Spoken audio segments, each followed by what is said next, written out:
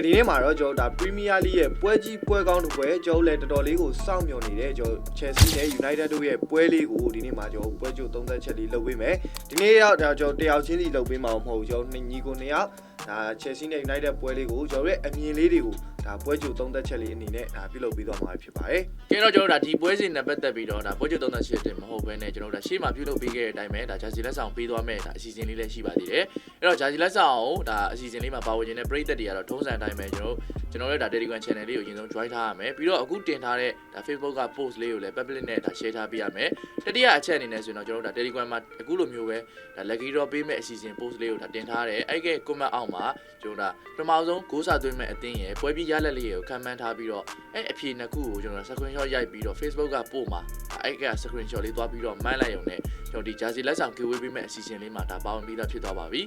အဲ့တော့ကျွန်တော်ဒါလောက်ဆောင်မဲ့အချက်လေးရတယ်လွယ်လွယ်ကူလေးဖြစ်တဲ့အတွက်ကြောင့်မလို့ဒါဘောလုံးချစ်တဲ့ဝါသနာရှင်ပရိသတ်တိုင်းအကုန်လုံးဒါပါဝင်ပေးကြဖို့ဒါဖိတ်ခေါ်လိုက်ပါတယ်ဂျာစီလက်ဆောင်ကိုမှကျွန်တော်ဒီပွဲကြိုသုံးသက်ချက်ဗီဒီယိုမှာမဟုတ်ဘူးကျွန်တော်ဒီ Chelsea နဲ့ United ပွဲကိုကျွန်တော်ဒါ watch long လွှင့်မှုရှိတယ်အဲ့ဒါကိုလည်းကျွန်တော်နှစ်ယောက်လုံးကျွန်တော်တစ်ခါတည်းလွှင့်ပါအဲ့ဒီ live လွှင့်နေနေလည်းကျွန်တော်အင်ကြီးတွေမဲဖောက်ပေးသွားဖို့ရှိပါတယ်ပြီးလို့ရှိရင်ကျွန်တော်ဒီဂျာစီကတော့နှစ်ထည်ပေါ့ကျွန်တော် Chelsea fan က Chelsea ဂျာစီရမယ် Man fan ဆိုလို့ရှိရင် Man ဂျာစီရ Man ဂျာစီရမယ်ပေါ့ကျွန်တော်ဒီဖဖလေး page မှာ man တဲ့သူဆိုလို့ရှိရင်တော့ဒါ United ဂျာစီရမယ်ကျွန်တော်ကြော page မှာ man တဲ့သူဆိုလို့ရှိရင်တော့ဒါကျွန်တော်ဒါ Chelsea ဂျာစီကိုဒါလက်ဆောင်ရမှာပဲဖြစ်ပါတယ်အားကြောင့်မလို့ကျွန်တော် page လေးတွေကိုဒါအခုပဲ like and follow လေးလုပ်ထားပြီးတော့စောင့်ကြည့်ပေးပါကျွန်တော်အမြဲတမ်းအပတ်စဉ်အပတ်တိုင်းဒီလိုမျိုးဒါဂျာစီလက်ဆောင်ပေးမဲ့အစီအစဉ်တွေရှိတာဖြစ်တဲ့အတွက်ကြောင့်မလို့အမြဲတမ်းစောင့်ကြည့်စေချင်ပါတယ်အားဆိုတော့ကျွန်တော်ဒါပွဲကြိုသုံးသက်ချက်လေးနဲ့စလိုက်အောင်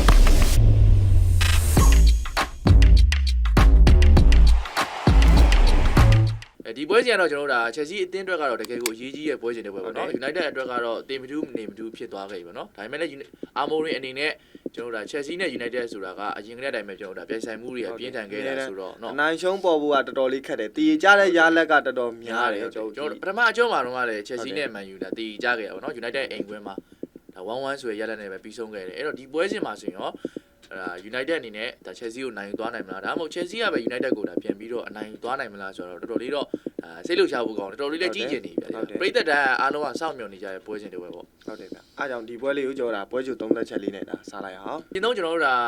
ါကိုဇွဲကနေစပြီးတော့ဒါ Chelsea နဲ့ပတ်သက်တဲ့အကြောင်းအရာလေးအရင်ဆုံးစပြီးတော့ပြောပြပါChelsea ကပြောရမယ်ဆိုလို့ရှိရင်ကျွန်တော်ဒီပွဲကမဖြစ်မနေနိုင်မှရမယ်ပွဲ Chelsea အတွက်ပေါ့ Chelsea အသင်းကကျွန်တော်ရှေ့မှာကျွန်တော် Newcastle ကို2-0နဲ့ရှုံးသွားတယ်အဲ့ဒီရလက်ကြောင့်ပဲဒီပွဲက Chelsea အတွက် pressure ပို့ပြီးတော့များလာပြီ Chelsea ကလက်ကျန်2ပွဲရှိတယ်ကျွန်တော် United နဲ့ပြီးလို့ရှိရင် Nottingham နဲ့ဒါတပွဲရှိသေးတယ်အဲ့2ပွဲလုံးမှာ Chelsea ကလုံးဝအမားခံလို့မရတော့ဘူးဒီတက်ဆိုးတာက Chelsea အသင်းရဲ့ဒါ Newcastle နဲ့ပွဲမှာဒါ Nicolas Jackson ရဲ့အမှားကြောင့်ပဲကျွန်တော်ဒါရှုံးပွဲတွေ့ခဲ့ရတယ်ပြီးလို့ရှိရင် Nicolas Jackson လည်းအနီကပ်ရပြီးတော့ကျွန်တော်ပွဲပယ်ခံလိုက်ရတယ်အားကြောင့်မလို့ဒီအခုလိုအရေးကြီးတဲ့ပွဲမှာ Nicolas Jackson မပါဘူးဒါပေမဲ့ Chelsea အသင်းဘယ်လိုပွဲထွက်လာမလဲဆိုလို့ရှိရင်ကျွန်တော် Nicolas Jackson หนีသွားတာကိုကျွန်တော်အနေနဲ့ပို့ပြီးတော့တောင်သဘောကျတယ်ဘာလို့ဆိုတော့ကျွန်တော် fan တယောက်အနေနဲ့ကျွန်တော် line up မှာ Nicolas Jackson ကိုမကြိုက်ဘူးအခုဆိုလို့ရှိရင် Jackson မပါတော့ဘူးဆိုလို့ရှိရင်တေချာပေါက် Pedronato ကိုကျွန်တော်အနေနဲ့အထောင်တိုက်စစ်မှုထားမှာပဲ Chelsea အသင်းဒါ Pedronato အထောင်ထားမယ်ပြီးလို့ရှိရင်ဒီဘက်မှာ Sancho နဲ့ဟိုဘက်မှာ Madueke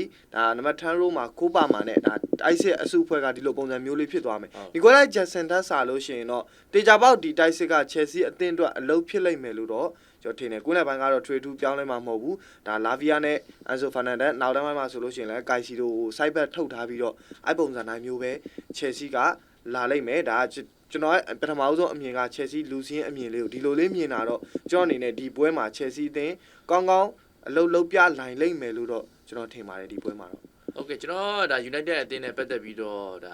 ပြောပြရမယ်ဆိုရင်တော့ဒီပွဲစဉ်မှာကျွန်တော်တို့ဒါရှိရခစားခဲ့တဲ့ဒီ1နဲ့ပွဲစဉ်မှာပေါ့နော် Lenny Euro ကတော့ injury ဖြစ်ခဲ့တယ်ဆိုတော့ Lenny Euro ရဲ့ injury ကတော့ဒါကြီးတော့မပြင်းထန်ဘူးဆိုပြီးတော့ကျွန်တော်ဒီ Ruben Amorim ကတော့ပြောထားတယ်ဆိုပေမဲ့ဒီပွဲစဉ်မှာပါဝင်လာနိုင်ဖို့ဆိုတာတော့အဲ့လောက်ကြီးတော့မလွယ်ဘူးဒါပေမဲ့ United ရဲ့တက်ရှိပိုင်းရတယ်ဗျာဒီရာသီမှာတွင်ကိုကလည်းကျွန်တော်တို့လောက်ငန်းကြီးရှိထားတဲ့အခြေအနေလည်းမဟုတ်ဘူးကျွန်တော်ဒီရာသီမှာပြစရာဆိုလို့ United နဲ့အခုလည်းရှိ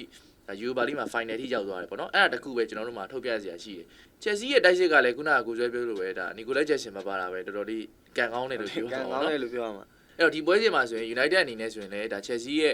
့အိမ်ကွင်းမှာဒါနိုင်ဖို့ဆိုတာတော်တော်လေးတော့ခက်ခဲပါတယ်ဒါပေမဲ့ United အနေနဲ့ဒါအဝေးကွင်းပုံစံတွေကပို့ပြီးတော့ကောင်းတယ်ပေါ့နော်ဒါပြီးတော့ဒီပွဲစဉ်က Premier League ပွဲစဉ်လည်းဖြစ်နေဆို Ruben Amorim အနေနဲ့ကျွန်တော်ဒါရှိမှလည်းပြောတာဗျာ Premier League ပွဲစဉ်တွေက ဒီရာဒီမှာဟိုနိုင်သွားလဲအဆင့်ကဒီကလည်းထက်တက်မဲ့အခြေအနေကလည်းမရှိတော့ဘူးဆိုတော့သူတို့အနေနဲ့ဒါဖြစ်တယ်လို့အနည်းဆုံးဒါတေးလောက်ပဲထိန်းပြီးတော့ကန်မယ်လို့ပဲကျွန်တော်တော့ထင်တယ်ဒီပွဲကပြောမှဆိုရင်ကျွန်တော် Chelsea နဲ့ United နဲ့တွေ့လို့ရှိရင်အမြဲတမ်းကျွန်တော် Chelsea ရဲ့ဖြတ်မြင်အသင်းလို့လည်းပြောလို့ရတယ်ကျုပ် Man U ဘလောက်ပဲဆိုသ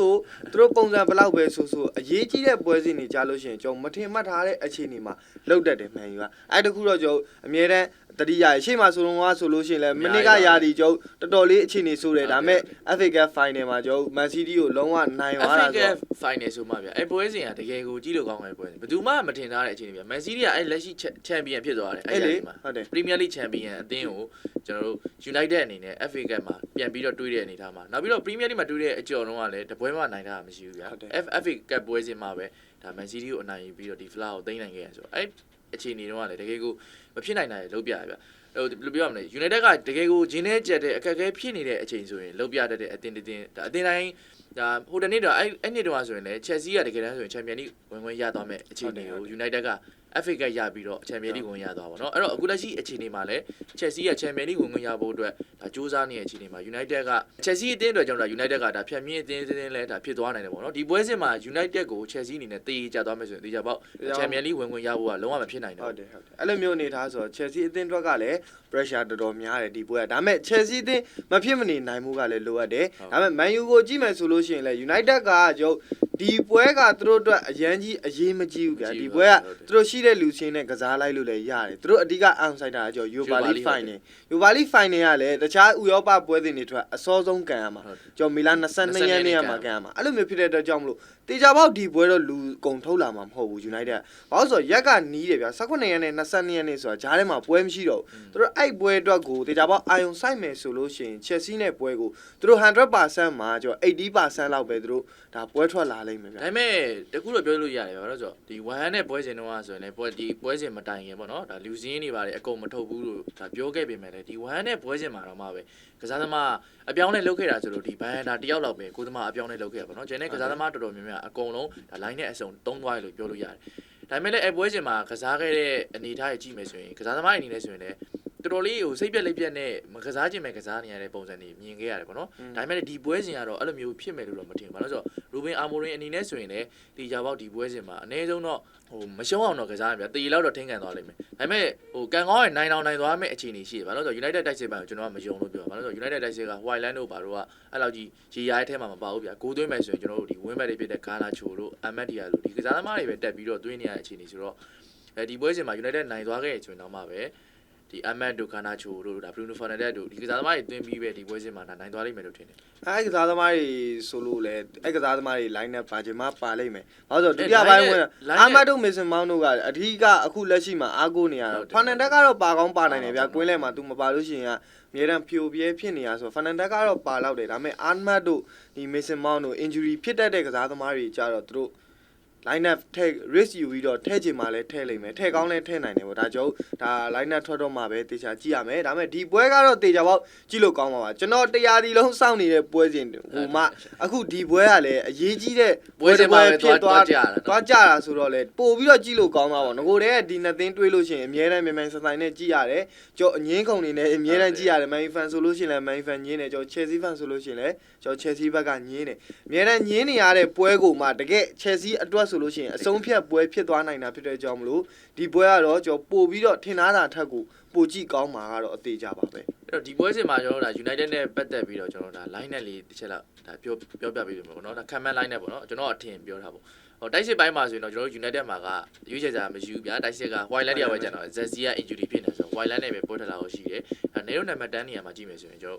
ဟို Gana Cho နဲ့ဒါ Mason Mount နဲ့တွဲပေးဖို့များတယ်ဘာလို့ဆိုတော့ Bruno Fernandes ကကွင်းလေကိုဖြည့်ကစားပြီးတော့နောက်တစ်ခုရှိတာက Casemiro Ugarte Bruno Fernandes ရဲ့ဒီကွင်းလေတွဲလုံးကအာမိုရင်တီဆောက်နေကြပြီဗျာသူရောက်ခဲ့တဲ့အတိုင်းပဲဒီကွင်းလေကိုအဓိကအထိုင်ချပြီးတော့ကစားဖို့အတွက်အဲ့တော့အခုလက်ရှိမှာကကွင်းလေကတော်တော်လေးတည်ငြိမ်လာလို့ပြောလို့ရတယ်Ugarte နဲ့ Casemiro တွဲလုံးကတော်တော်လေးကောင်းလာပြီဆိုတော့ဒီနေရာကိုဒါ first line နဲ့တော့ပေးဖို့များလောက်တယ်ဘာလို့ဒီလိုမျိုး Chelsea နဲ့တွေ့တဲ့ဒါပွဲစဉ်ပွဲကောင်းကြီးဆိုတော့ဒါပြည်သက်တိုင်းကလည်းအားလုံးကစောင့်ကြည့်ကြမှာဒီပွဲစဉ်မှာအဲ့တော့ကြောင့်မလို့ဒီပွဲစဉ်မှာကျွန်တော်ကတော့ခုနကကိုဆွဲပြောလို့ပေါ့ဒီ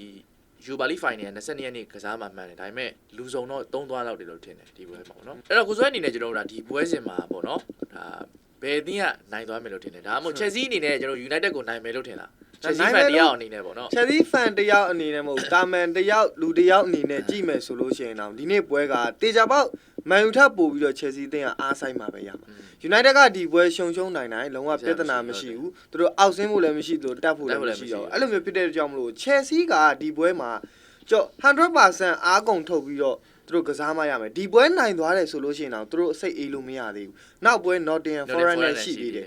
တေချာပေါက်ကတော့ Chelsea အသင်းဒီအားကုန်ထုတ်ကတ်မယ်ဒီပွဲမှာသူတို့အနေနဲ့အနိုင်3မှတ်ရမှာပဲနောက်ထပ်မျှော်လင့်ချက်ဆိုတာသူတို့အတွက်ရှိမှာဖြစ်တဲ့ကြောင့်မလို့ဒီပွဲကိုတော့ Chelsea အသင်းတေချာပေါက်အနိုင်ကစားလိမ့်မယ်လို့တော့ထင်တယ်Chelsea fan မဟုတ်လို့လည်းပြောတာမဟုတ်ဘူးဒါပေမဲ့တေချာကြည့်မယ်ဆိုလို့ရှိရင်တော့ဒီရိုးရိုးတန်းတွေးမယ်ဆိုလို့ရှိရင်တော့ဒီတိုင်းတွေးကြည့်မယ်ဆိုလို့ရှိရင်Chelsea အသင်းကပဲဒီပွဲကဥဆောင်သွားလိမ့်မယ်လို့ထင်ပါတယ်ကျွန်တော်စိုးရိမ်တာလည်းခုရှိသေးတာပါ Chelsea အတွက်စိုးရိမ်တာပါဘာလို့ဆိုအခုနောက်ဆုံးကျွန်တော်တို့ဒါရှီမန်ကစားခဲ့တဲ့ United ရဲ့ဒီ Premier League ဒါ၃ပွဲကိုကြည့်မယ်ဆိုရင်ဗျာဝမ်ဟန်နဲ့လည်းရှုံးထားတယ်ရှေ့ကဒါ Brentford နဲ့လည်းရှုံးတယ်ဘုံမောက်နဲ့တည်ကြတယ်အဲ့တော့ United ကဒီပွဲစဉ်ကြီးမှာပဲ Chelsea ကိုကောက်နိုင်သွားခဲ့မယ်ဆိုရင်တော့ Chelsea အသင်းတော့ကတော့ဒါအိမ်မက်ဆိုးတစ်ခုလိုဖြစ်သွားတယ်ဘာလို့ဆိုတော့ Chelsea အသင်းဒီပွဲစဉ်မှာရှုံးသွားမယ်ဆိုရင် Chelsea လုံးဝတေချာပေါက်ဒီရာဒီမှာဘာဒါမျှော်လင့်ချက်မှမရှိတော့ဘူး Champions League ဝင်လည်းမရဘူးအခုဒါ Conference League မှာကြည့်မယ်ဆိုရင်လည်း Conference League မှာကကျွန်တော် Real Betis နဲ့ကန်ရမှာပဲ Chelsea အသင်းမလွယ်ပြန်ဘူး Real Betis မှာလည်းခက်ခဲအောင်ပါပဲ Premier League မှာဆိုရင်လည်းအခုလည်း Champions League ဝင်ခွင့်ရဖို့ကတော်တော်လေးရုန်းကန်နေရတဲ့အနေအထားဆိုတော့Maresca အတွက်ကလည်းဒီပွဲစဉ်ကတေချာပေါက်ဟိုဒါနောက်ဆုံးအခွင့်အရေးတစ်ခုလိုဖြစ်နေတာပေါ့ဗျာဟုတ်တယ်ဒီပွဲစဉ်နိုင်မှဒါ Chelsea အတွက်နောက်ထပ်ကျွန်တော်တို့ Champions League ဝင်ခွင့်ဆိုတာကမျှော်လင့်လို့ရအောင်ပါပေါ့နော် Nottingham Forest နဲ့ပွဲစဉ်လည်းမတီးကြပြန်ဘူးပေါ့ Nottingham Forest ကဒီရာဒီမှာတော်တော်လေးကောင်းတာဟုတ်တယ်ဒါပေမဲ့သူတို့ဒီရှေ့ပွဲက Leicester ကိုတေးကြသွားတာတော့သူတို့အတွက်ကတော်တော်လေးကန်ဆိုးသွားလို့ Chelsea အသင်းအတွက်ကတော့ကန်ကောင်းသွားတာပေါ့နော်ဘာလို့လဲNottingham Forest က Leicester City ကိုနိုင်မယ်လို့တောင်ထင်တာအဲ့ပွဲစဉ်ကတော်တော်လေးအပြန်အလှန်သွင်းသွားပဲ Leicester City ကလည်းသူတို့ဟိုဘလို့ပဲဖြစ်နေဗျာသိတယ်မလားဂိုးတွေပါလိုက်သွင်းနေဆိုတော့ Nottingham Forest တော်တော်လေးတိုင်ပတ် Leicester Right အလုပ်လုပ်ပေးသွားပါ Chelsea အတွက်